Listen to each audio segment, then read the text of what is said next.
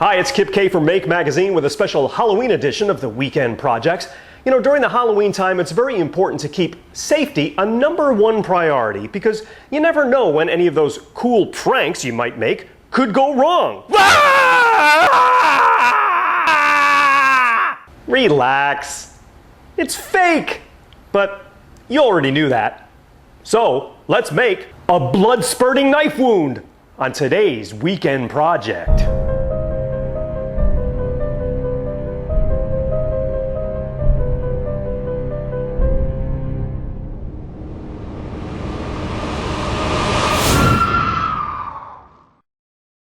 The Blood-Spurting Knife Wound by Zach Stern can be found in the Make Special Edition Halloween, which you can pick up at the Maker Shed. We'll be using a real knife for this effect, so go pick yourself up a cleaver or a knife of your choosing. I found that the forearm was the perfect place to make a measurement on the knife, so carefully put it on your arm and then draw out using a marker a nice arc in the knife.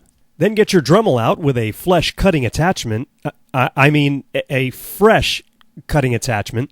And don't forget your safety glasses. I put the knife in a vise and began cutting away at the arc carefully and slowly. Let the Dremel do its work. And eventually, you'll cut out that final piece of your knife to create that nice arc effect. Then we need to grind all of the edges of the blade nice and flat. And don't forget all the corners. Just test it out and make sure that every edge is dull. Then you'll need to pick up some thin plastic tubing. Any color is fine, but clear seems to be the best. And also a squeeze bulb.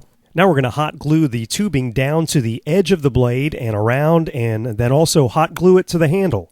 Now it's time to make some blood, and you can do that by mixing cornstarch and water and red and blue food coloring, or in my case I had some real fake blood. Now the squeeze bulb should fit firmly inside the tubing, and the best way to pull this effect off is to wear a long sleeve shirt or a jacket and run the tubing into the sleeve and then out so you have access to the bulb.